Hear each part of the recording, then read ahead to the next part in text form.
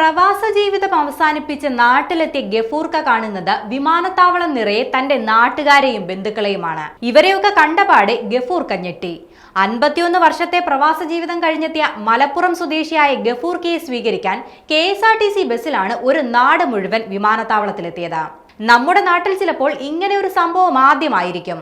51 വർഷത്തെ പ്രവാസ ജീവിതം കഴിഞ്ഞെത്തിയ 65-കാരനെ നാട്ടുകാരെല്ലാം കൂടി KSRTC ബസ് വാടകയ്ക്ക് വിളിച്ച് വിമാനത്താവളത്തിലെത്തി സ്വീകരിക്കുന്നത്. മൈക്ക് അനൗൺസ്മെന്റ് സഹിതമായിരുന്നു വമ്പൻ വരവേൽപ്പ്. ഇത്രയും വർഷത്തെ പ്രവാസ ജീവിതം അവസാനിപ്പിച്ച് മടങ്ങിയെത്തിയതല്ലേ, എന്തായാലും കുറച്ച് ബന്ധുക്കളും സുഹൃത്തുക്കളും ഒക്കെ എയർപോർട്ടിൽ തന്നെ സ്വീകരിക്കാനായി കാണുമെന്ന പ്രതീക്ഷയിലായിരുന്നു ഗഫൂർക്ക.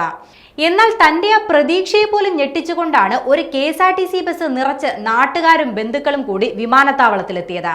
അക്ഷരാർത്ഥത്തിൽ ഞെട്ടിയ മുഖവുമായാണ് എയർപോർട്ടിൽ നിന്നും അദ്ദേഹം പുറത്തിറങ്ങി വരുന്നത്.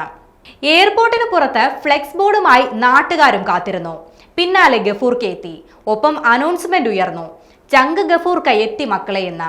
നിങ്ങളൊക്കെ അടിച്ചു പൊളിക്കുകയാണല്ലേ എന്നായിരുന്നു ഗഫൂർക്കയുടെ വക കമന്റ്. പൊന്നാനി KSRTC ഡിപ്പോയിൽ നിന്നാണ് ഗഫൂർക്കയെ സ്വീകരിക്കാൻ നാട്ടുകാർ ബസ് വാടകയ്ക്കെടുത്തത്. ബസ്സിൽ അനൗൺസ്മെന്റും പാട്ടുമായി ഗംഭീര യാത്ര തന്നെ. നാട്ടുകാർ ഇത്രയ്ക്കും മനോഹരമായ വരവേൽപ്പ് നൽകാൻ തക്കതായ ഒരു കാരണമുണ്ട്. 13-ാം വയസ്സിൽ പ്രവാസ ജീവിതം ആരംഭിച്ചയാളാണ് ഗഫൂർക്ക. പിന്നാലെ നാട്ടിൽ നിന്നും ഒരുപാട് പേരെ പ്രവാസത്തിലേക്ക് കൈപിടിച്ചുയർത്തി. പലരുടെയും ജീവിതം തന്നെ രക്ഷപ്പെട്ടത് ഗഫൂർക്കയുടെ കൈകൾ കൊണ്ടാണ്. അതിന്റെയൊക്കെ കടപ്പാട് ഈ നാട്ടുകാർക്കുണ്ട്. ഇങ്ങനെ ഒരാൾ നാട്ടിലെത്തുമ്പോൾ സ്വീകരണം നൽകാതിരിക്കുന്നത് എങ്ങനെയെന്നാണ് നാട്ടുകാരുടെ ചോദ്യം.